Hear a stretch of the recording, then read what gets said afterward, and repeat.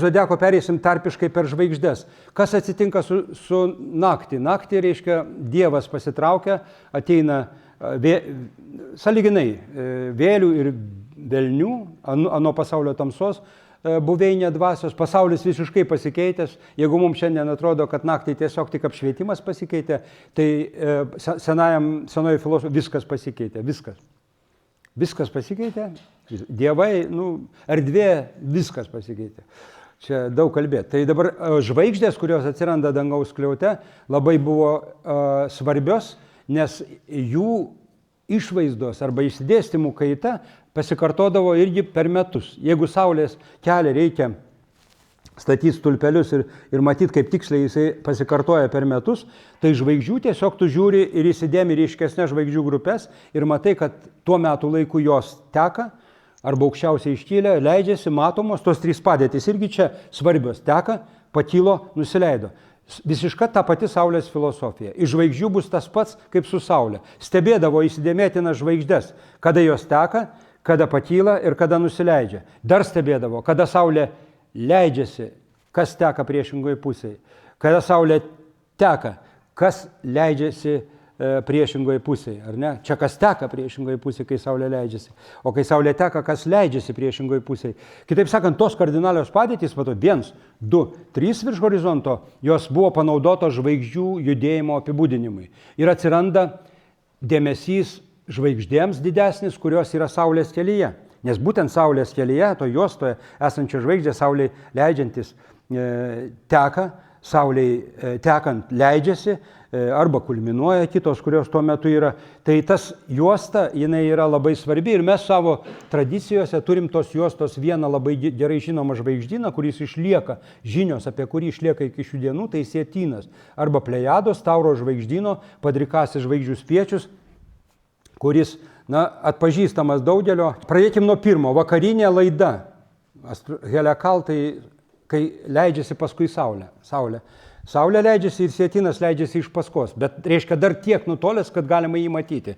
Nes Saulė leidžiasi, vakaro žaros ir jisai leidžiasi vakare. Tai Sietynas žaroj, kumelė vagoj, Sietynas prapuola, gegutė pradeda kukuoti, Sietynas žaroj, Šventas Jurgis atjoja, Jurginės prasideda. Kitaip sakant, pavasario pradžia. Jurginių šventė balandžio 23 buvo siejama su vakare Sietyno paskutiniu pasirodymu vakaro spinduliuose, kai jis ištirpsta jau žaroje ir paskui jo nesimatys ilgą laikotarpį. Iki pat, tiesą sakant, kažkur Liepos mėnesio pradžios. Jis ištirpo. Dar sakydavo, 7 broliai miegantis paskui būna, nes jie miega ir paskui jie atsibunda. Bet atsibus jau Liepos mėnesį. Tai va šitos 7 Sietyno žvaigždės, dažniausiai žvaigždynai arba tie ženklai buvo sudaromi iš 7 žvaigždžių. Čia žinomas fenomenas psichologinis, kai žmogaus sąmonė linkusi jungti 7 + -2, kad atsimintų. Nes paskui daugiau gali pasimesti jau jo dėmesyje, mažiau irgi nejunginys. Tai optimalus junginys. Todėl 7 grįžulo ratų žvaigždės, 7 šienpjoviai, daug septintukų mes turim. Ir čia 7 Sietyno žvaigždės, 7 broliai miegantis yra. Ir jau krikščioniška paskui aiškinimas tų 7 brolių miegančių, kaip 7 šventųjų, kurie statė bažnyčią, užmygo ir danguje pasirodė Sietynas. Kitaip sakant, čia pripinta daug pasakojimų, bet su vakariniu Sietyno nusileidimu. Kada jis bus? Balandžio maždaug 23. Sietyno pasirodymas reiškia iš esmės perėjimą į rudens, į žiemos laikotarpį. Liepos 10.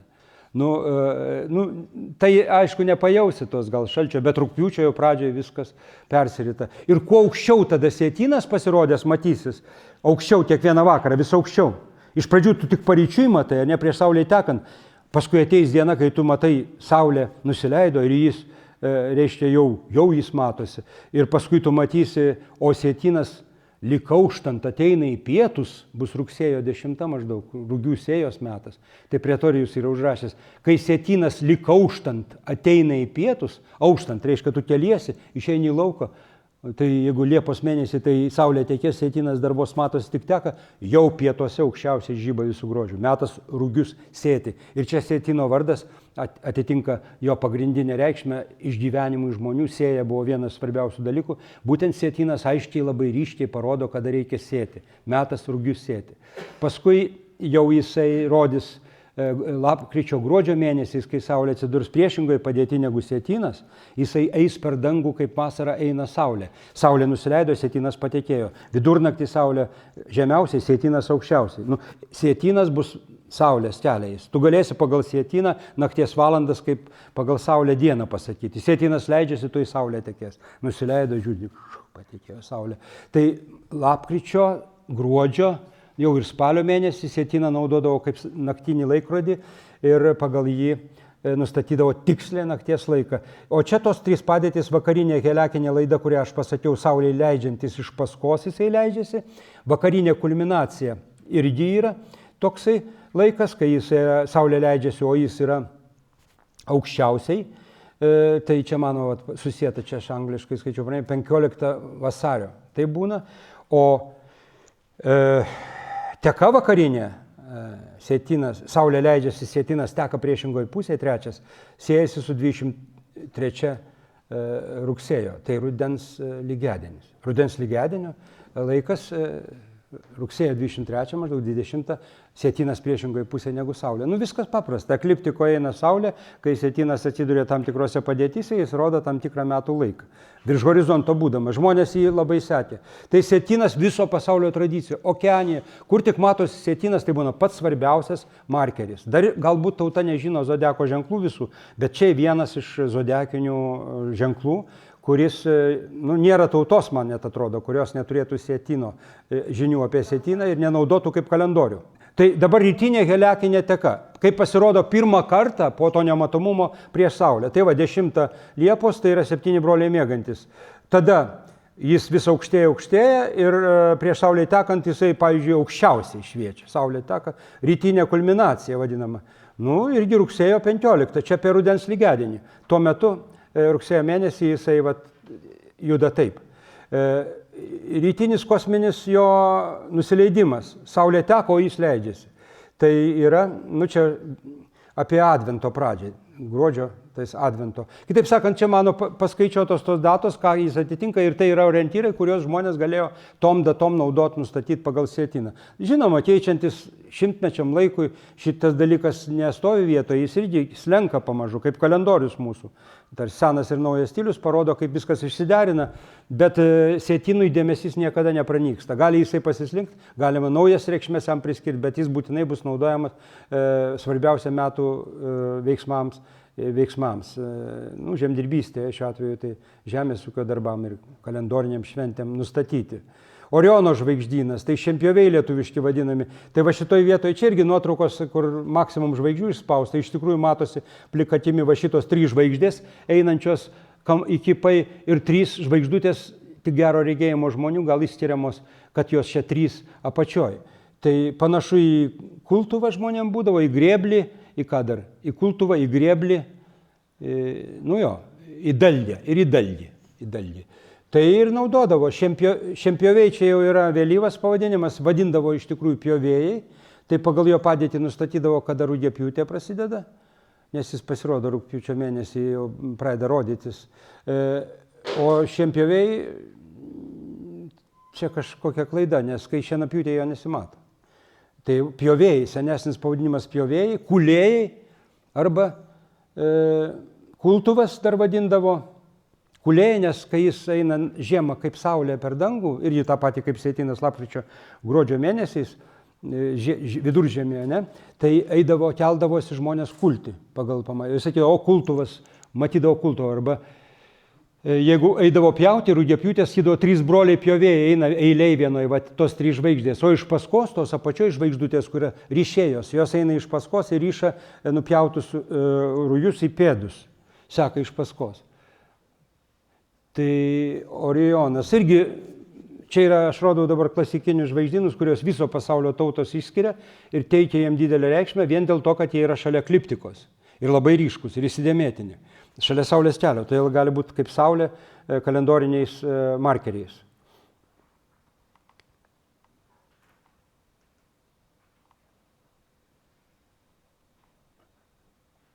Va čia yra įdomus reiškinys. Va matote? Vat aš rodau. Vat kaip pateka 3 šienpjovių žvaigždės, pažiūrėkit. Čia dabar jų dar nėra, ten ekliptika, Saulės kelias danguje, matematinis brūkšnys, ne? Ir dabar Saulė, čia parašyta evening, vakarinis patekėjimas. Reiškia, Saulė priešingai pusėje nusileido, čia rytai, Saulė leidžiasi vakaruose, ten už nugaros, o rytuose žiūrim, kas darosi Saulė nusileidus. Jeigu Saulė nusileidus šienpjovių nėra, tai bus, toks laikas, o jeigu jau jie yra, važiuokit. 24 december, tai yra gruodžio 24, dar jų nėra, matot, nėra. O jau sausio 6, vaja. Tas pats laikas, tai Saulė nusileido, žiūri, šienpjovių dar nėra. Ateini, dar nėra ir ateini, opa, Saulė nusileido, jie yra, 3 žvaigždės. Pirmas, vakarinis patekėjimas priešingoje pusėje negu Saulė, reiškia ryškiai matosi, nes ne vakaro žaruose, ne ten, o čia, kur tamsu, žemės šešėlis teka kartu su šienpjoviais. Ir kai šitai pasirodo, sakydavo 3 karaliai arba 3 broliai šienpjoviai, tos 3 žvaigždės buvo siejamos su Saulės sugrįžimu. O reikalas labai paprastas. Kodėl čia nesimato tų dar šienpjovių? Nes tuo metu, apie šitą laiką, Saulė yra žiemos saulėgrįžos taške, priešingoje pusėje, šienpjoviai tuo metu priešingoje pusėje. Ir kai Saulė išeis į žiemos saulėgrįžos taško, tai nuspręsiu į kurią pusę. Į šitą, ar ne? Ir anksčiau leisis, tai šienpjoviai jau bus čia. Ir jie sakys, Saulė jau perėjo žiemos saulėgrįžo tašką. Įsicentravo priešingą pusę. Jie čia. Saulė kur? Saulė jau perėjo. Įvyko žiemos saulėgrįža. Viskas, Saulė sugrįžta. Todėl sausio 6, atitinkanti šitą šienpjovių padėtį, kultūroje labai sureikšminama ir mes matome jos apraiškas kaip 3 karaliai, 3 kryžiukai ant namo durų, paišo ištisai, ar ne? Kas čia tokie, kokie kryžiukai, iš kur, kodėl reikia visur paišyti? Tai jeigu aš pasakysiu jums, astronomas, kad tuo metu pasirodo danguje 3 žvaigždės, ir kas, tai kam čia reikia visur paišyti? Jos sako, kaip gaidžių išgiedojus, tamsa dabar trauksis, piktosios dvasios ir vėlės neždinasi, Saulė sugrįžta ir mes jaučiame, kaip sugrįžta, reiškia, dievybė, nes dievybė tai yra šviesa. Tai kokia religija bebūtų, Jėzaus Kristaus ar kokio kito, tai Dievo sugrįžimo šventė atnešanti visas pasekmes į žemę. Ir 3 šitos žvaigždės tą liudija. Toks logotipas, toks markeris. Ant namų, kai žymime, mes jau sakom tom vėliam, tom tamsos jėgom, kurios ateidavo pas mus į namus ir labiausiai džiaugsmingai sutiktos buvo per kūčias ir kalėdas, tamsiausią naktį, neišprašytos, neišvarytos, pakviestos kaip būtybės, kurias mes gerbėme ir su kuriuom užmezgam ryšį, dabar sako, čia neikit, viskas baigėsi. Tai jūs galite, kaip čia išvaromos mūsų protėvių mirusių vėlės atgal? Žinoma, taip. Vaikai, eikit gulti, svečiai namo nori. Tai baigėsi laikas jų svečiavimuose, supranti? Svečiai nori namo, jie išeina namo. Ir kaip mirusysis numirė, ir eina čia kažkas rauda ir linki, kad greičiau į aną pasaulį. Tu jo išvarai jį, neišvarimas, eina savo keliu. Reiškia, tamsa traukiasi, šitą ženklą šviesa grįžta ir visa, ko žmogus sieja su šviesa, dabar prasideda. Tai 3 karaliai krikščioniškoje filosofijoje reiškia tuos pranešančius, kad užgimė viešpats, ar ne? Viešpats šviesa. Astronomiškai tai būtų taip, o religijoje įvardinama konkrečioje mitologijoje Dievas, dievybė, kas gimė. Ir ką reiškia. Įdomus čia būtų atskiras klausimas panagrinėti, kaip atsirado tie 3 karaliai krikščioniškoji. Krikščioniška filosofija ima savo gelmę iš labai senų antikinių ir dar iki antikinių ir Egipto klasikinės civilizacijos, reiškia, tų pačių duomenų. Jinai neatsiranda tuščioje vietoje. Tai yra žinoma, kad šitas buvo stebima, šitas tų 3 žvaigždžių pasirodymas, reiškia, kaip saulėgrįžos šviesos sugrįžimo laikas, daugelį šventiklų buvo stebima. Ir dabar galima perėti prie to, kad kai susimaišo žvaigždės pasirodymas, žvaigždės susižiebimas, ta filosofija su astronominėm tom žiniom, išeina tokie įdomus mitologiniai dalykai. Pavyzdžiui, kaip čia man perėti prie to, ką aš gal ir išleidau, bijau nepaminėti, kad buvo siejamas žmogaus gimimas su žvaigždės atsiradimu, kad žmogus ir žvaigždė yra susiję. Iš čia ir ta legenda apie tai, kad gimė labai didelis karalius, kažkoks šventasis Jėzus, Betliejaus žvaigždė, atsimenat? Betliejaus žvaigždė ir astronomai per teleskopus ir kompiuteriai skaičiuoja, kas ta buvo planeta ar konjunkcija planetų, kas tai buvo per žvaigždė. O iš kur toks tikėjimas, kad žvaigždė praneša, jog gimė pranašas arba kažkoks labai svarbus žmogus. Tai labai labai sena filosofija, būdinga ir mūsų baltų mitologijai, kai sakoma, kiekvienas žmogus turi savo žvaigždę. Tiek žmonių, tiek žvaigždžių. Žmogus gimsta, žvaigždė užsižiebia, žmogus miršta, žvaigždė užgesta ir krenta. Ir paskui dar daugiau pasako, kad krisdama ir užgesdama jo šviesa rodo kelią žmogaus mirusiojo vėlei, o vėliau sielai į dausas, į pomirtinį pasaulį. Jis turi sekti paskui tą šviesą.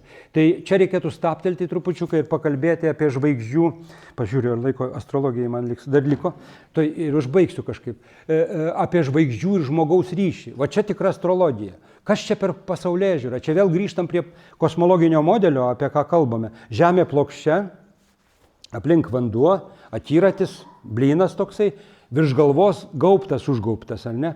Tai kaip gaubtas, jis yra užgaubiantis, ar ne? Kas virš gaubto? Virš gaubto, virš dangčio šito, ar jis vienoje tradicijoje skaidrus, krištolinis, kitoje tradicijoje akmeninis dangtis, akmeninį dangtį virš galvos. Tai kas žvaigždės? Žvaigždės buvo įsivaizduojamos tam skliautės skylutės. O virš dangiškoji, dangtiškoji šviesa, kuri siejama su Dievu, kuris ir sugrįžta, buvo siejama su virš dangaus esančia švytinčia sfera. Buvo įsivaizduojama, kad už šito dangčio, kuris kaip mechaninis dangtis, yra šviesos vandenynas. Ir tas šviesos vandeninas gali būti pamatytas, jeigu tu ten papulsi į rojų, į dausas, ten gandrai skrenda, paukščių takų į tą vietą, jie ten šilta, šviesu. Taip įsivaizduojama dausos. Be visų mitologinių vaizdinių sodai, rojus, paukščiai visokie. Esmė yra, kad tai šviesa, begalinė šviesa. Nu, įsivaizduokim Saulės diską, kuris užima visą dangų. Mes priskėjom labai arti Saulės, labai karšta ir labai šviesu. Va toks dausų pasaulis. Tai žvaigždės skylutės tame danguje. O va šitam mitologiniam rate, kur aš kalbu, kasmet užgimsta šviesa viešpats ir jį praneša ne kokia nors ryškių planetų konjunkcija, o 3 ryškios žvaigždės, kurios primena mums tą pasakojimą apie 3 mūsų svarbiausius dievus, jeigu taip. Koks yra? Žinot, Perkūno šventovėje stovėjo 3 dievų skulptūros, 3 dievai viename. Ta pati liktai filosofija, viena mažolė 3 dievai. Kalba apie dievišką šviesą, dieviško šviesos sugrįžimą, kurį galint žemę gimdyti, augti ir vėl po kalėdų kalėjimo atsigauti ir vis labiau kilti į tą šviesų. Ir paskui vėl viskas kartojasi. Todėl čia istorinio laiko nėra, laikas ciklinis, geras ir blogas. Laiką parodo dangaus šviesulių judėjimas, mintis, ką galvoti tuo laiku ir apie ką mąstyti, parenka prietarai, burtai, tie priskyrimai paprotiniai tom šviesuliam per vardus pirmiausia, po to per pasakojimus, vaikam per pasakas tiesiog, vaikam paprasčiau viskas. Ir dangus tampa tarsi kiekviena žvaigždė jau įgydama tą priskyrimą, prasme, kažkokią praktinę ir religinę, jie tampa ženklais. Va taip, jie juk tampa ženklais. Ženklas tik tada, kai tu pasakai, kad jis kažką reiškia. O reikšmės priskiria visuomenė. O priskiria ne bet kaip, o tam, kad jis spręstų uždavinį, kaip matematikoje, programuojant. Surašomos tos reikšmės danguje, kurių būtina laikytis kaip keliu važiuojant kelio ženklų, nes kitaip niekur nenuvažiuosi. Kelias baigsis nesėkmingai. Ir tu gali valdyti tada. Ženklai, kai yra, tu gali valdyti savo greitį, savo elgesį, praleisti kitus, važiuoti prieki. Tai va taip palyginčiau gal su kelio ženklais labai vaizdžiai, kaip sureguliuoja visuomenės gyvenimą vienų su kitais santykius. Ir kartu žmogaus santykis su metų laikais ir gamta, nes tuo metu, kaip minėjau, žmogaus labai svarbu buvo, kad veiktų palankių gamtinių laikų, nes civilizacija menkai buvo pranokusi gamtą, tiesiog žmogus tiesiogiai priklausantis. Kai būrės, kai yra jūrininkas plauks tenai tik tada, kai tas vėjas palankus, o kai tas pučia, jis neplauks, ar ne? O kas neplautęs, jis ko tu neplauki? Asatis nepalankus, viskas, koks čia palankus, nepalankus, kokie čia prietarai, plauk. Jis nežino, kuo vadovaujamasi. Tai noriu pasakyti, kad taip dangaus šviesuliai įgyja labai svarbias civilizacinės reikšmės, jie tampa labai svarbiais simboliais ir astrologija šitą dalyką tęsia šiandien. Šiandien jau sudėtingas mokslas pasidarė, o aš ką aiškinu, čia pradmenys, pirmi priskyrimai, gana primityvūs dalykai.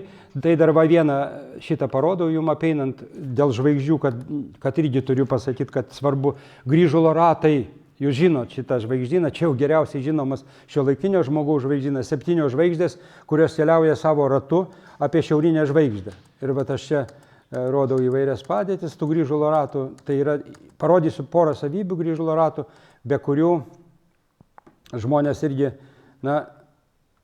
naktį būtų gal ne taip tiksliai laiką tą nustatę. Grįžulo ratai, kaip jūs žinote, nenusileidžiantis žvaigždynas. Kai Saulė yra, va čia parodyti, kai Saulė yra svarstyklių žvaigždynė, į svarstyklės įeina, grįžulo ratų iena, dišlius arba rankena, jeigu čia kažkas su samčiu lygintų, rodo į Saulės padėtį. Reiškia, naktį pagal šitos ienos rankenos arba dišliaus, su kuo tu čia lygini, tą figūrą, uodega šitą rodo į Saulės padėtį. Reiškia, pagal ją galima kaip laikrodžio rodiklę pasakyti, kada vidurnaktis, kada Saulė tekės, kai jis sukasi, rodo, kur yra tuo metu Saulė. Rodys į rytus, tai Saulė tuoj pat tekės. Rodys į pietus, tai Saulė priešingai pusėje. Tai yra, rodys į šiaurę, Saulė bus, reiškia, šiaurėje, žemiausiai. O jau į pietus, kai rodys bus diena, nematysim. Tai grįžulo ratai čia kaip laikrodžio rodiklė ir patikėkit, čia va vienas dalykas, kur rodo dišlius, o kitas dalykas buvo įsidėmima grįžulo rato padėtis šiaurinės žvaigždės atžvilgiu. Šiaurinės žvaigždės atžvilgiu. Tai vakarais, kai žmonės vakarais eina dirbti ar miegoti, ar jeigu būdavo ten naktiniai kulimai, ar kas, pagal grįžulo ratų padėtį. Grįžulo ratai šiaurinės žvaigždės atžvilgiu, dažniausiai mes įpratę, kad va šitokie padėti, rankena į kairę, tas dišlius, o žvaigždės čia, bet kiekvienu metų laiku jie matosi vis kitoj vietoj. Ir kiekvieną paros laikų, pavyzdžiui, vidurnaktį, lapkričio, gruodžio mėnesiais, vakare matosi taip, o jeigu išeisi į lauką vidurnaktį, matysi jau grįžulo ratus taip, vidurnaktis. Mes sakom grįžulo ratai. Ratais vadiname dalyje Lietuvos vežimas vadinamas ratais. Kitoje Lietuvos dalyje, dabar bijau nubrėžti žemėlapio, kaip ten yra izoglosos, tos ratais vežimas nevadinamas. Ten vežimas, kokie dar yra ten to vežimo, bet ratais tam tikroje Lietuvos vietoje vadinamas vežimas. Bet grįžulo ratų pavadinimas seniausias, užfiksuotas Sirvydo žodyne 17 amžiaus, rodos pradžio, Sirvydo žodynas, kada ten pirmoji pusėje, tai grįžulo ratas, daugiskaitos nėra, grįžulo ratas. Ir tada prašau, Ursa Major, grįžulo ratas, grįžratis, grįžulas. Ir iš vis ratas numetama, grįžulas. Tai vienas objektas, grįžulo ratas, ne ratai jokie, ratas. Ir čia vežimų net nekvepia. Eina kalba apie ratą. Koks ratas, matote? Tai iš kur ratas? Tai iš poliarinis ratas, nenusileidžiančių žvaigždžių, va šitas apskritimas, kuris taip ir sukasi, buvo kalbama apie dangaus sritį, kur yra žvaigždės nenusileidžiančių žvaigždžių ratas. Ir tą vadindavo grįžulo ratas. O šitą žvaigždžių septyniukę vieni vadino ratais, kiti vežimu, karietą dar vadindavo įvairiai. Kažkas meška, dar buvo žirgų vadinama, kad ten uodega, o čia žirgas, galima žirgą padaryti, ne mešką, visaip. Tai ratai, vežimas riedantis grįžulo rate, žirgas lakstantis grįžulo rate, meška besisukanti irgi rate apie ašį, tai tas ratas su tuo žvaigždyno pavadinimu suaugo, kai buvo užmiršta abstrakti šita erdvė, grįžulo ratas, poliarinis ratas. Atsirado vietoj grįžulo rato, grįžulo ratai. Ne žmonės vežimų ratais vadino, grįžulo ratai pasidarė iš grįžulo rato. Kas ten grįžulo rate? Ratai. Tai grįžulo ratai. Tai va įvyksta tokia, kaip čia pasakyti, susiplatimas toks pavadinimų ir galiausiai turim grįžulo ratai. O ten danguje šviečia grįžulo ratai. Dar Gražulio ratais vadino, buvo toks kolūkio pirmininkas, sako močiutė, Gražulio ratai. Tai tas paskui nuvažiuoja galiausiai Grygo ratai. O kas tas Grygas? Tai čia buvo toks Grygas gyveno. Kaip nutolstama nuo astronominių pradinių žinių, kaip grįžulo ratas, poliarinis ratas, sakom, ar ne, nenusileidžiančių dangaus rytis. Ir galimas dalykas, kad senovėje, indoeuropiečių net bendrystėje yra medžiagos, reikėtų pakelti ją, kad buvo įsivaizduojama ta dangaus rytis kaip maniežas, kuriame laksto ratu išjodinėjimas arklys. Arklius indoeuropiečiai vežimus, tos dviračius turėdavo ir būdavo maniežai ir ten būdavo labai garbingas arklininko amatas, tie, kurie laukinių žirgus, aiškiai, išjodinėja tam rate, jie sukasi ratu, jie tampa žirgais, nes žirgas nėra gamtos kūrinys žmogaus. Tai va tas ratas, kuriame žirgas išjodinėjamas. Ir Širvydo žodyne parašyta, kad tai yra gyrus lotiniškai arba maniežas ratas, kuriame ratu laksto žirgas. Ir tas žirgas yra duomenų, aš pats esu užrašęs, kad ir Grįžulo ratų 7 žvaigždės buvo įsivaizduojamos kaip žirgas. Ten prieki prie tų 4 žvaigždžių dar pridedamos žvaigždės išeina snukis kaip meškos, taip ir žirgo ir šita ilga uodega. O meška tokios ilgos uodegos neturi. Ten tada reikia paaiškinti, kad kažkoks dievas ją ten suko metė, uodega išsitempė. Visada būna paaiškinimai, kad pritempti prie esamos figūros, nes esama figūra nebejotinai turi priminti tai, ko reikia. Tai čia aš parodžiau keletą padėčių, iš tikrųjų vaizdis rytis, joba, kad matosi visą laiką. Tiesa, vasara prasčiau ir vasara nėra reikalo ten nakties laiko nustatinėti. Ir taip vos miegam trumpai, miegodavo trumpos naktis, o žiemą, kai kurios ir darbus reikėjo naktį jau daryti, kulti ir panašiai, ir kitus, tai keldavosi tamsiai, tai ratai čia buvo puikus ir nakties, ir ryto, ir vidurnakčio laikrodis. Tai dabar noriu kalbėti, kad jog mes turėjome visą sistemą ženklų danguje, ne vien padrikus atskirų žvaigždžių pavadinimus, kurie mūsų platumoje atitiko kokį nors labai svarbų metų laiką ir tuo metu tos žvaigždės ten labai išsiskyrė, tai jos tampa tokiais ženklais svarbiais, į kuriuos reikia atsižvelgti, kurių negalima pražiopsoti ir daryti tai, kas priklauso, kaip sakiau, pagal laiko sampratą, kad išsilaikytum. Tai visas 12-ukas, kaip kalendorius, jau visiškai pilnas, kai turi visus 12 mėnesių, visus metų laikus žvaigždėmis pažymėtus, mūsų krašte ko gero užgimti ir negalėjo. Negalėjo, tiesiog nėra sąlygų gamtinių. Aš noriu pasakyti, kaip atsiranda zodiakas. Kai aš rodžiau tas, atsimenat, tai reiškia stulpus, kad jie ten rodo kryptis, kur Saulė įvairiais metų laikais teka. Dabar pasimkim kraštutinę padėtį geografinę pusiaujas. Tai Saulė visada teka rytuose, ne? Visada eina per zenitą ir leidžiasi priešingoje pusėje. Jeigu tiek nukrypsta, tai nukrypsta nedaug, ar ne? Ir tada kas atsitinka? Pateka labai greitai, nes stačiai, pakyla labai aukštai ir nusileidžia labai greit tamsta. Stačiai, ar ne? Ne taip, kaip pas mus lysta, čia žaros, nieko to nėra. Tai šitoj vietoj tu jokio Stonehendžo nepastatysi. Nėra vasaros rytų, žiemos rytų, čia tarpų nėra. Tu negali Stonehendžo statyti. Viskas sustovi. O kaip man metų laikus matyti ir matuoti? Tai čia atsiranda labai gera galimybė, čia aš sutirštinu spalvas, įimu tokia visiškai kraštutinė padėtį, kai nieko, arba kampas labai mažas, labai jau, taip. Tai tada tu pradedi, o kadangi Saulė staigiai nusileidžia ir greitai temsta, tu negali vakaras, sutemos, iškart matai žvaigždės. Saulė nusileido ir šį mėnesį aš matau va tokias, Saulė nusileido po mėnesio ten kitos. Tu gali greitai įsidėmėti tiek markerių danguje, tiek ryškių telkinių, kiek tau reikia laiko padalų metuose turėti. O kadangi Mėnulis sako, jog reikia turėti 12 padalų metuose, galima jas čia susidaryti ir žvaigždėmis. Mėnulio net gal nėra. Čia jo nėra, jis dar kažkur tenai klaidžioja. Aš jau matau, kad prasideda metų laikas pagal žvaigždės toks. Ne? Tai va, tai atsiranda zodiakas ir taip ir yra. Istorija rodo, kad zodiakas atsiranda ten į Tigras Eufratas, į pietus, ar ne, va dabar, kur vyksta tie karai, Iranas, Irakas, šituose teritorijose.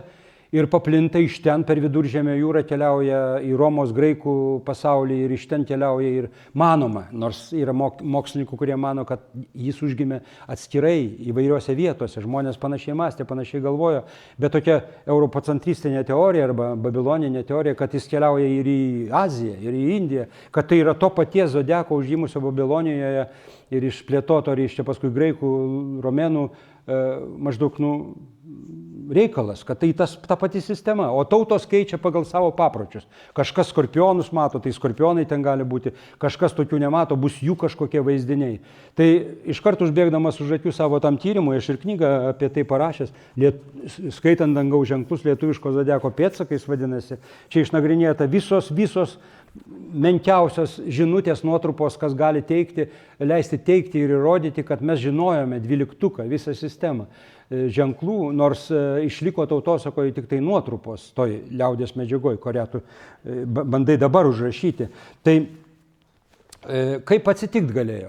Kadangi gintaro kelias, mes keliaujame pas romėnus ir jau sakiau, ir monetas, ir viską vežam iš ten pipirus, metalą, ne, metalą atsivežam, tai atsivežam žinias. Žyniai keliaudavo vien tenai, žiūrėdami į žvaigždės, kitokios navigacijos nebuvo, kad nenuklysti nuo kurso. Tai jiem labai buvo svarbu pasitobulinti naujausiamis žiniomis ir ko gero žinios apie zodiaką keliauja į mūsų baltų kraštus kartu su ekonominiais va šitais gintaro kelio keliais. O kad jos tampa savitos, tie ženklai saviti, tai jie visur tampa saviti. Kiniečiai vienoks, ten kitoks, sistema ta pati, bet manoma, kad pats skirstimas į 12 žvaigždynų užgimsta Babilonijoje. Tai tik skirstimas, tik tai tokia sistema. O turinys užpildomas vietinė mitologija, vietinė medžiaga, vietiniais matomais ir jau seniau turėjusiais nuo praamžių savo verte ženklais, tik jie sugrupuojami ir pasidaro tikras 12-ukas, o Lietuvoje tu 12-uko nepamatysi. Vasarą tu išeik, saulė nusileido, koks ženklas teka, iš vis nieks neteka. Gal vidurnaktį 3 žvaigždės ryškesnės danguje matysis.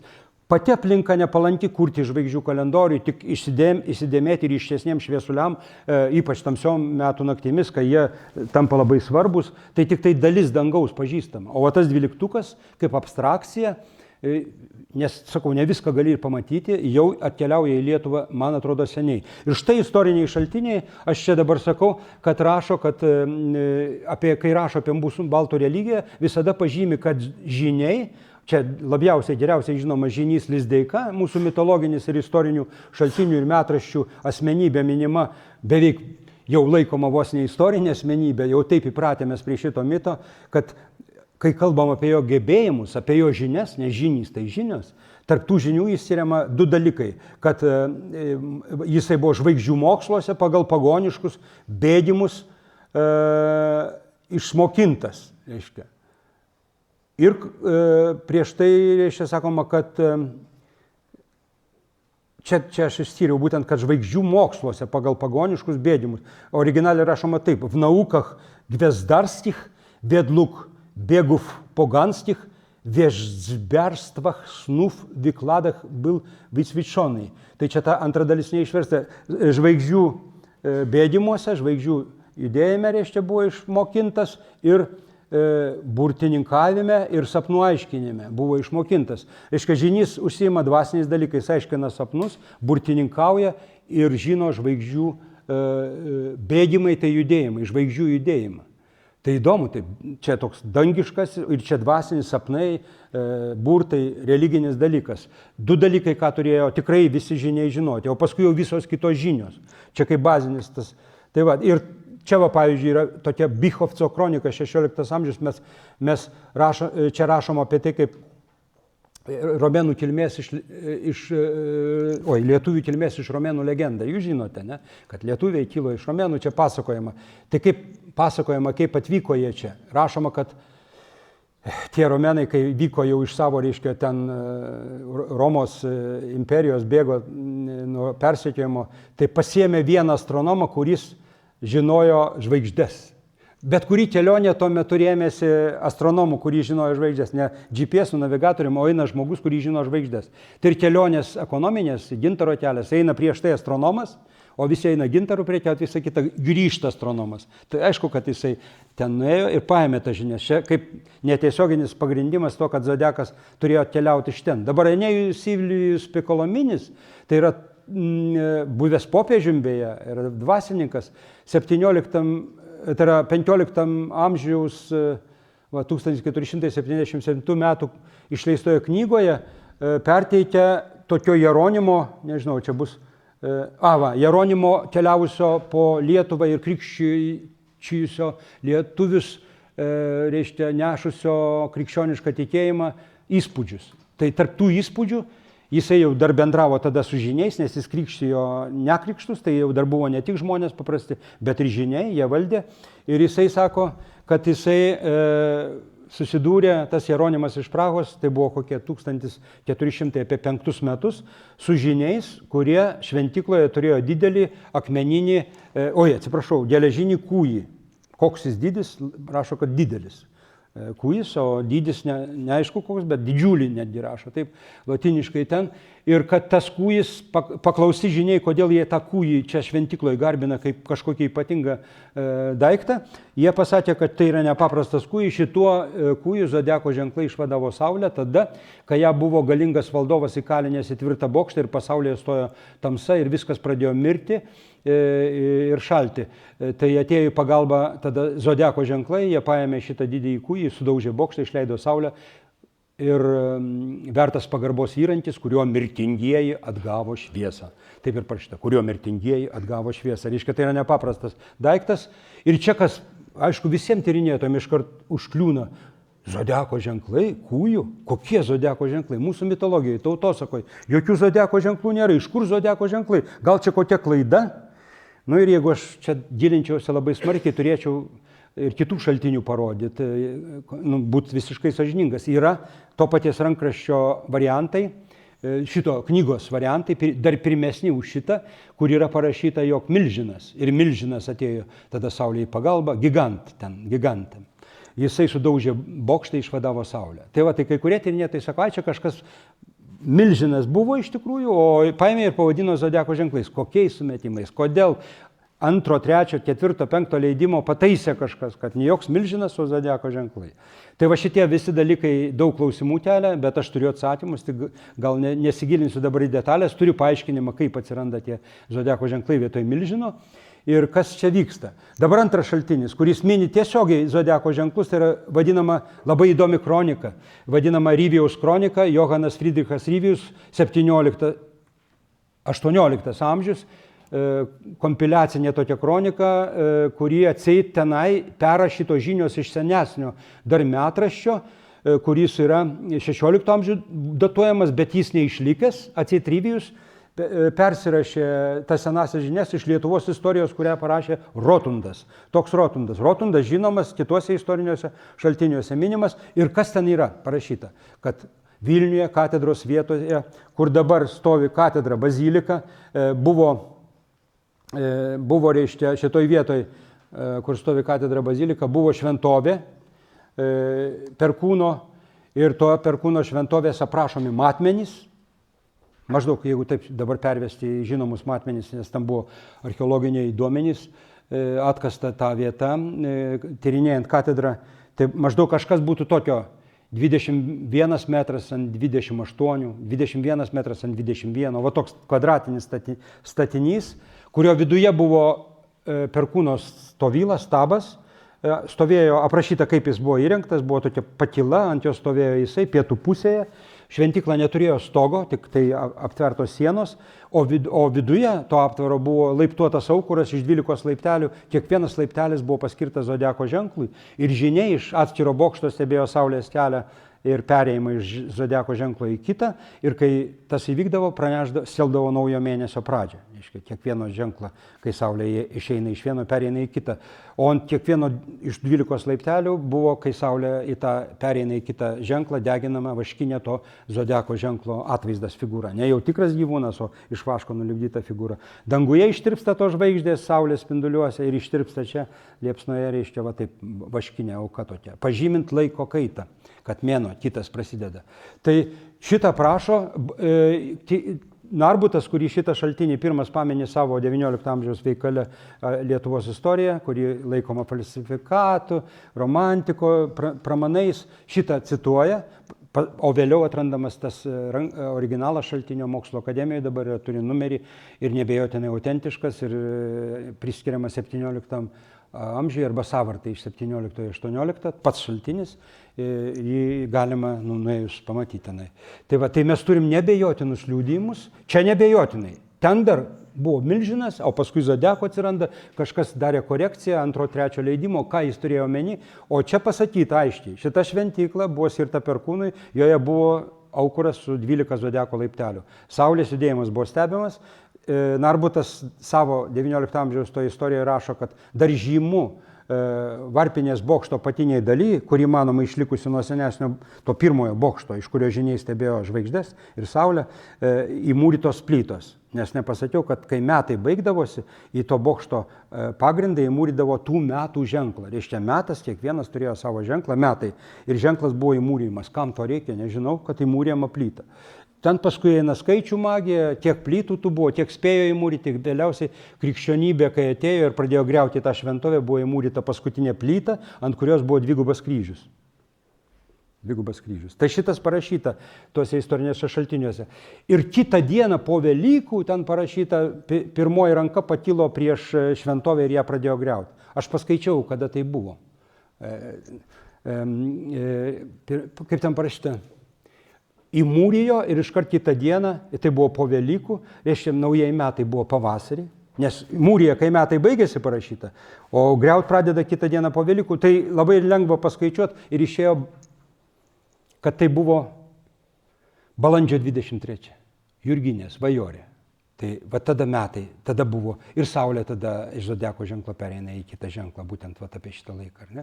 Tai va tokių žinių mes turim, labai įdomi ta kronika ir galima dabar baltų religijos ir mitologijos šaltiniai yra išleisti, galima visada ją pasiskaityti, jau ir internete jūs rasite visą tekstą ir lotynų kalbą, ir lotynų, ar ne, ten ne lotynų, ten man atrodo senovės vokiečių, jeigu aš neklystu kalba parašyta jo, ir lietuviškai. Tai va, tai tokie duomenys mane labai, kaip čia, žadino mano smalsumą, aš ėmiausi rinkti visą įmanomą medžiagą, kad kas tas per zodiakas. Ir žinot, kai 1900, ten, neatsimenu, 90, kelinti kokie metai, 20 amžiaus pabaigoje katedra buvo tyrinėjama, buvo atliekami kasinėjimai. Tarybiniais dar laikais, sovietiniais. Ten buvo daroma paveikslų galerija, ventiliacijos sistemas ir tada rado laiptus, rado 6 laiptus, vedančius niekur. Va taip sieną įsivaizduojat, va čia siena, nuimkim sieną, šiaurinė siena, va nuo istorijos, etnografijos arba nacionalinio muziejaus šiaurinė siena ir čia staiga į ją eina laiptai, va taip. O čia turėjo būti kolona, vienos iš Mindaugo katedrų kolona ir į koloną kyla. Tai archeologai matavo tos laiptus, jų matmenys, tai Vytautas Urbanavičius, Napoleonas Kitkauskas, vienas jau miręs, kitas dar gyvas, ir jie bandė sulyginti su Rotundo Ryvėjaus matmenimis, kurie buvo duoti toj kronikoje. Ten buvo duota laiptelio aukštis, plotis, perkūnas tiek ranka iškilusi virš sienų, tiek pakeltas į viršų, kokios sienos, viskas sumatuota, labai keista. Labai keista, jeigu falsifikatorius kažkokį būtų tokia aprašą, kam, kad kažkas pastatytų, tai atitiko proporcijos ir ten tik patikslino matą, ten buvo rašoma liktai sieksnis, o paaiškėjo, kad tai pėda, kad viskas atitinka proporcijos, kad pėda buvo matas ir atitiko laipteliai, viskas pagal aprašymą.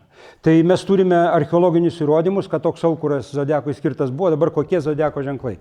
Tai kaip tos zodiako ženklus galime iš kažkur ištraukti? Va, parodau dar jo vietą tų laiptelių, jie dabar neprieinami, dažniausiai vengiama rodyti, nes kitaip reikėtų pripažinti, kad po dabartinė katedra krikščioniška yra Perkūno šventovės aprašytos labai smulkiai liekanos, negerbtinai apleistos, vadinkim taip. Ten elektra buvo neįvesta, dabar nežinau, daug metų nebuvau, buvo vamzdžiai visokie, viskas užrakinta, vien žodžiu, neatidengta lankytojams tie laiptai. Va čia aš pažymėjau, kaip tai atrodytų, čia 1, 2, 3, 4, 5, toliau turėtų kilti dar aukščiau, bet ten jau jie apardyti šitoje vietoje. Va, čia yra tokių astronominių įrengimų visokių, kurie veikia laiptelių principų, tai čia yra apie ką pamastyti, nes šitie laiptai orientuoti šiaurė pietus kryptimi. O kaip žinote, gnomono šešėlio ilgis šiaurės pietus kryptimi, kai stovi gnomonas, rodo, kuriame zodiako ženkle Saulė. Jūs žinot, kad Saulės laikrodžio gnomonas, reiškia šešėlį rodo paros laiką, o jo ilgis vidudienį, ilgėdamas trumpėdamas, gali būti sugraduotas, kuriame zodiako ženkle Saulė. Tai šventykla, įėjimas iš šiaurės, Perkūnas pietuose, laiptai iš šiaurės į pietus kyla, kai Saulė būna aukščiausiai, čia krenta šešėliai. Nuo kažko tai. Tai va, noriu pasakyti, kad tai iš tikrųjų buvo ne vien dekoracija, ne vien, kaip čia sakėm, puošmena ar religinis kažkoks tik tai atributas, tai galėjo būti prietaisas šitie laipteliai, kai buvo iš tikrųjų šešėlios lenkimas laipteliais, panašiai veikia kaip kvadrantas koks Saulės aukščiai pasakyti ir pagal tai laiką nustatyti, metų laiką. Dabar kas davė pagrindą kalbėti? Aš jau peršakau prie indo, ant kurio mes turime 12 ženklų, bet turiu pasakyti prieš istoriją, prieš tai, dar to indo neturėjau rankose. Buvo toks dalykas, kad paprasčiausiai zodiakas atsiranda, kai mitologiniai vaizdiniai projektuojami į dangų. Jūs žinote tą graikų tradiciją, kad visi jų mitiniai didvyriai yra danguje. Persėjas, Pegasas, Andromeda, visa mitologija. Ir dar santykiai tarp jų ten aprašyti. Va, Andromeda prikalta prie olos, o ten Persėjas skrenda, reiškia, letė.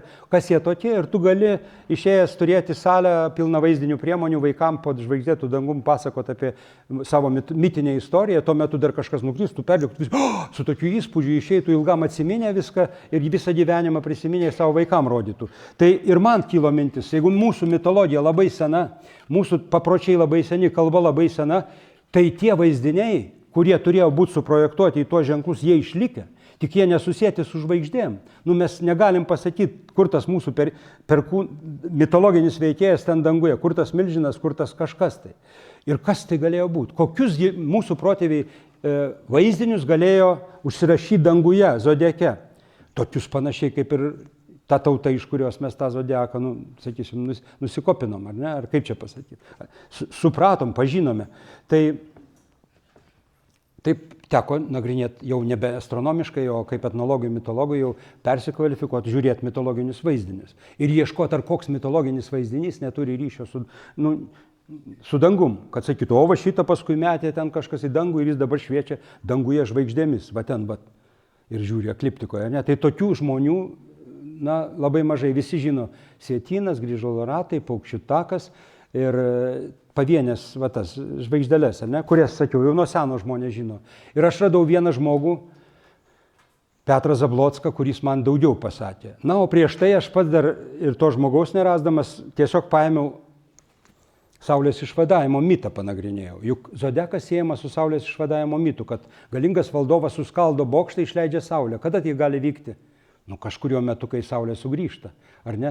Ar tai lygiadienio, kai jau diena persveria, pavasario, ar tai per Kalėdas, kai pateka to žvaigždės ir Saulė grįžta, jau išvaduota jinai. Iki to laiko buvo kalinama, marinama, uždaroma, reiškia, viskas mirė kartu su ją gamtoje ir paskui kažkas išvadavo. Tai metų laike šita mitologinis turėtų įvykis švenčiamas būti tuo metu, kai Saulė grįžta. Tai pradėjau ieškoti ritualų, papročių senovinių, kurių galima būtų matyti kažkokius veikėjus, dažnai zoomorfinius, nes zodiakas nuo seno daugelį tautų pirmiausia siejamas su seniausiais vaizdiniais, kurie turi gyvūnų pavidalą, kaip ir dabartiniam zodiake. Tai iš karto krito į akis paprotys užgavėnių ir Kalėdų persirengėlių. Ten eina kaukės, yra visokių kaukių, ožys, gervė, ten kailiniai išversti, tarsi avinas, ar ne, kas dar, žirgas, raitelis padaro. Jūs žinot užgavėnių ir Kalėdų seniausias kaukės ir aš jas pradėjau tyrinėti ir aš čia atskirą skyrių įvedęs, kur išskyriau veikėjus, kurie gali kažkaip tai būti tokie svarbus zoomorfiniai seni simboliai, kurie ir galėjo kažkur ten būti projektuojami. Bet tarp jų ir lašininis ir kanapinis per užgavėnes, kur kaunasi. Įtariau, kad galėtų būti mūsų lietuviški dvyniai, nes dvyniai visada vaizduojami besikaunantis, du netaikiai einantis. Tai galvojau, kad o kodėl aš būtent užgavėnių ir labai įtikinamai ir įsitikinęs buvau, kad čia bus paslėpta mitologija, dėl to, kad jie užmuša morę ir iš jos pagrobia ratą, tokias neša Saulę. Tai labai mažai yra duomenų apie tai, kad tas ratas buvo labai svarbus ir kad jį neždavo, išvadavė iš morės ir pakeldavo ant kartės ir laukdavo, kada bus rasro šventė, uždegdavo ir tą šviesą paskleisdavo į visas puses, kad ne morė tai tik tai kliūdo tą ratą paimti, jinai ant jo stovi, jinai jį gina, jinai visaip mojuoja visokiais savo tais kočelais, o žmonės eina, ją sudegina ir iš tos morės, kurios pats vardas sako mirti, apie tamsą mirti, išvaduoja ratą ir ratą pagarbiai neša. Tai radau tokių liudijimų, dar daugiau, radau tautosakoje liudijimų, kad seniausi vaduotojai, kurie eidavo morę tą deginti, išvaryti mirtį ir išvaduoti Saulę, iš jos tą ratą pasaulį, tą ratą, kur aš paišiau, tai jų buvo 12. Ir vieną šaltinį radau akmenėje, atrodo, užrašytą pokaryje. Juos dar vadino tuos persirengėlius zoidijai. Zoidijai. Zoidijai. Čia seniai jau slavų literatūroje zoidijai vadinama zodiakas. Zoidija. Tai čia tiesiogiai su zodiaku. Tai va šitie dalykai dar įdėmiau pradėjau nagrinėti tos Kalėdų persirengėlius, kokios ten zoomorfinės kaukės, su antropomorfinėm sunku. Nežinot, daktarai, giltin, čigonai, visokių privysę, viskas supainiota, bet išskyriau zoomorfinius. Ir tie zoomorfiniai buvo tokie. Gervė, žirgas, ožys, raitelis ant žirgo, nu, iš antropomorfinių galbūt tie kovotojai du, nes yra mitologija, kad lašininis ir kanapinis ir ten tie du kaunasi ne šiaip savo, o už saulę kariauja. Ir kalbam apie jų kovą, kai pirmieji saulės spinduliai nuo balų atsišviečia pro langą į namą ir sako, jau kai duodasi, tai duodasi. Lašininis su kanapiniu ten pešasi dėl saulės. Tai va, su kova dėl saulės. Kitaip sakant, jeigu taip pagreitintai viską parodyt, kai šitą kaušą aš aptikau pirmą nuotraukose, man atsiuntė nuotraukose, kad yra kaušas, kur yra 12 ženklų, iš karto apsalo širdis, nes žiūrėdamas, manydamas, kad čia 12 gali būti ne šiaip savo mėnesių, o zodiakas, nes kiekvienam ženkle keliauja saulės diskas, eina ratu. Čia reikėtų skaidrės rodyti, aš jau per daug įsigilinau į kalbėjimą. Ten, va, tas indas. Kai pamačiau, kad ten yra mano išsvajoti, atpažinti, ne va, tai galimi zodiako ženklai, žirgas yra ožys, ir čia jūs matote ir ožį, va, ir žirgą, va šitoj skaidrį. Ten jau mato žmogus su ietimi, čia dabar jau aš tokio, nu, kad kariai ten užgavėnių persirengiuose įvairūs, reiškia, veikėjai, antropomorfiniai yra, tai čia nebejotina, bet atskirti juos, išskirti kažkaip sunku. Varaitelis ant žirgo, ten du pešasi, mato, du kovoja ir panašiai. Ir kaip nustebau, kai sutapatinom paskui tuos ženklus jau hipotetiškai su galimai zodiako ženklais, kaip viskas gražiai atitinka. Dabar aš parodysiu sutapatinimą. Jūs čia matote, dabar numeracija 1, 2, 3, imant nuo rankenos, va taip. Va, 1, 2, 3. O kadangi tai daiktas nesunkus, čia yra jo muliažas, mažytė kopija, sumažinta, indas tikras didesnis. Ten maždaug kibiras telpa, čia tai padarė man vakar tokia. Ne visai tiksliai, bet ženklai tiksliai. Ženklai tiksliai, galite jūs apžiūrėti. Ir tas indelis čia. Ir mes matom, reiškia taip. Pirmas ženklas, sulygintas tas ženklas dešiniai su to paties laikotarpio. Indas datuojamas apie 15 amžių. Gal 16, niekas tiksliai negali. Aš paėmiau to paties Europos medžio raižinį, ant kurio buvo tokie primityviai pavaizduoti zodiako ženklai. Čia matom žuvis, sutapatinto su pirmu ženklu, kuris strėlę primena mums žaibą kažkokį. Avinas sutapatintas su ženklu, kuris mums primena nežinia ką, bet iš tikrųjų pasigilinus jau senovės graikai vadino ne avinu, o auksinę vilną ir kalbėjo apie avinėlio aukojimą, kai mėsa suvalgoma, o pats kailis kabinamas danguje ir žyba ten jo vilną. Tai čia interpretavau iš karto kaip ragus va ten viršui tą V raidytę.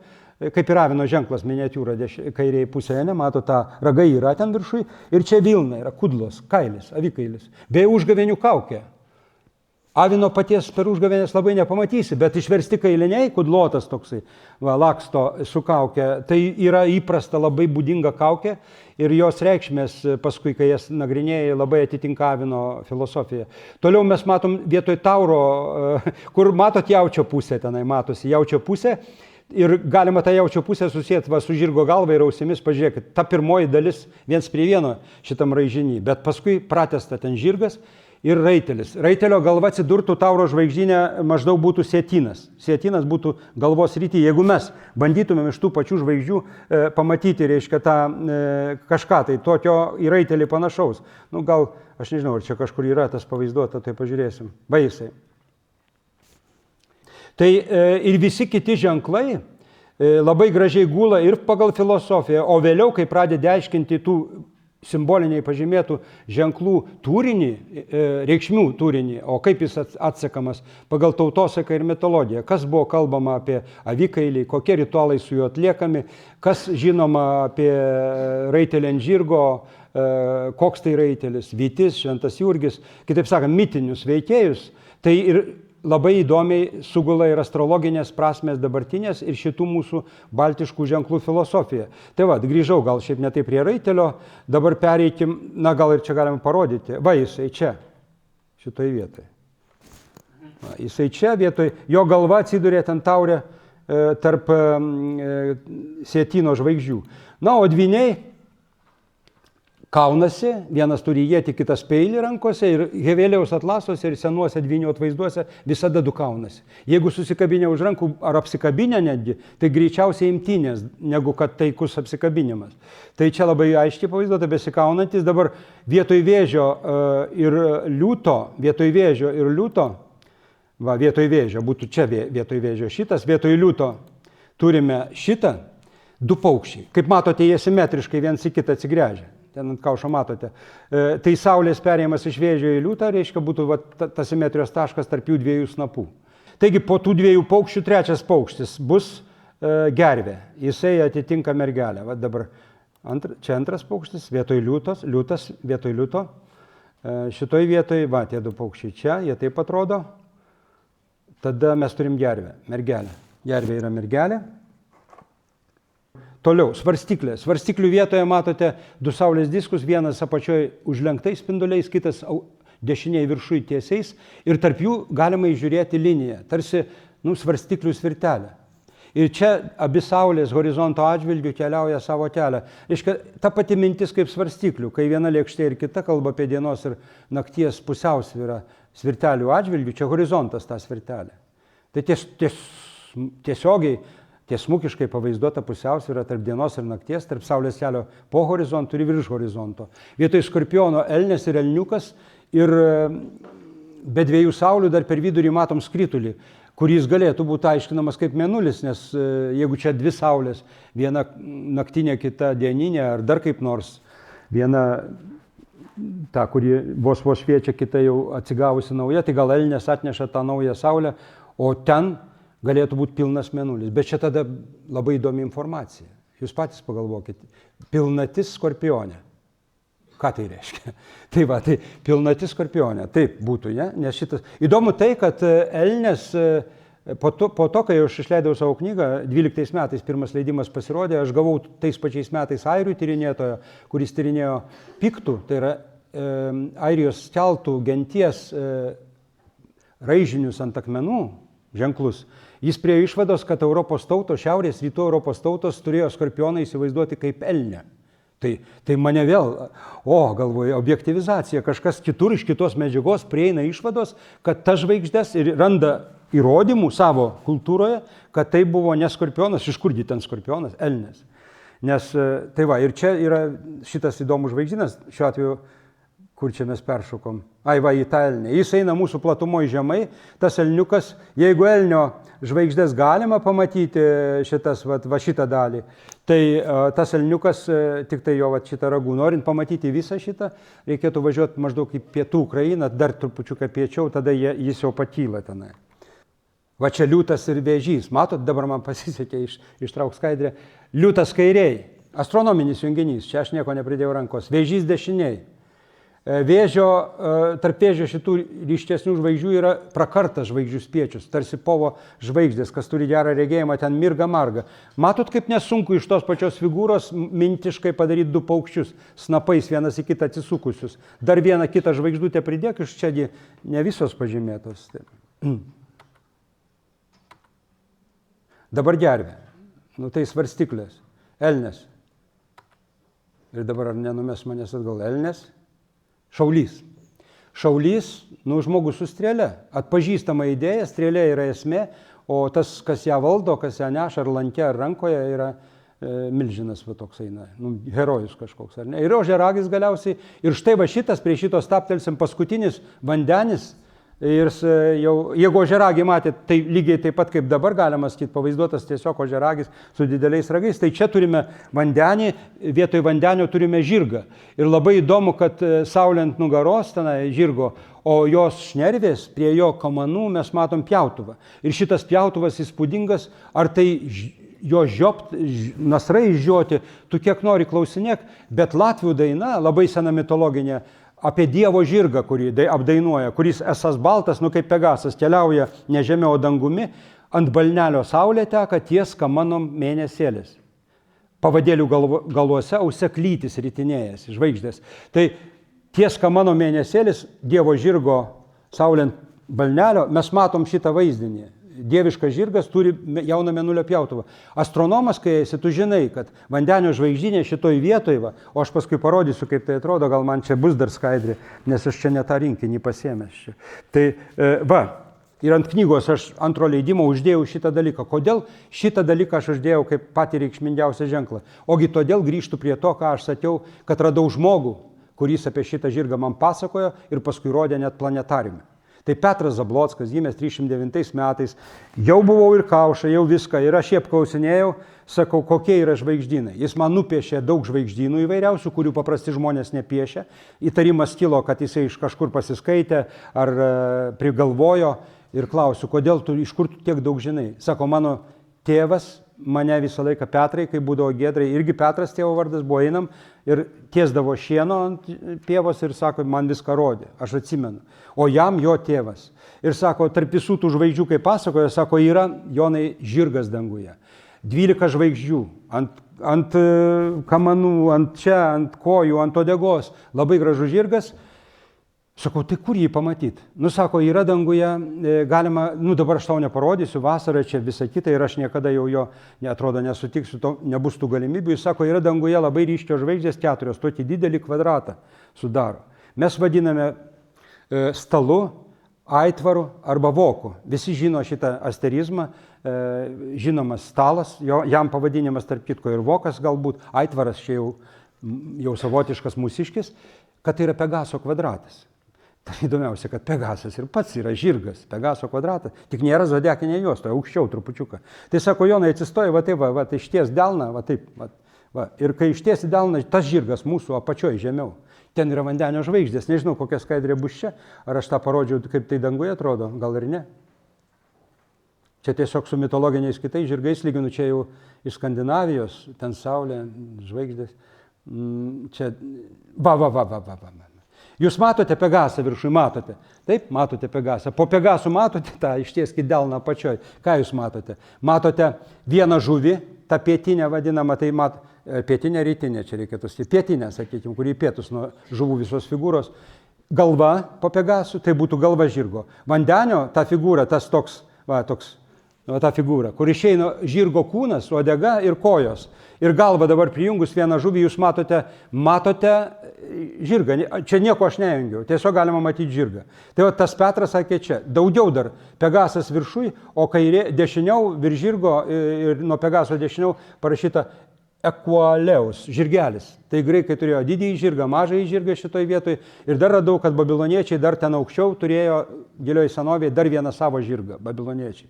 Tai turim žirgus sušaudytus į vieną dangaus vietą. Į vietą nepaprasta. Ta vieta nepaprasta, jeigu čia bus skaidrėse, daug dieve, va šitas žirgas, tai aš paspaudžiuosiu, gal pamatysite. Pamatysite. Raudona linija dabar eina Avino, tai yra čia yra lygiadienio linija. Tai Saulė šitoj vietoj, nuo šitos vietos prasideda nulinis tas taškas, astrologinė atskaita. Kai žiūrime ne į istorinį tašką atskaitos, o į realų, 15 tarkim amžius, šita linija eina taip, kad dalis žuvų žvaigždyno nukertama ir jo dalis lieka jau vandenio pusėje. Kitaip sakant, lygiadienio taškas pamažu slenka iš žuvų į vandenį. Jūs astrologinį tą žinot įvykį dėl precesijos. Ir beslinkdamas jisai jau dalį žuvų, reiškia, paliko anoj pusėje. Tai va, tas dalis žuvų tampa galva šito žirgo, o vandenis tampa jo kūnu. Ir mes turime Pegasas ir šitas žirgas, jisai čia užbaigia metus. Žuvys pradeda, nes dabar lygiadienio taškas yra žuvyse.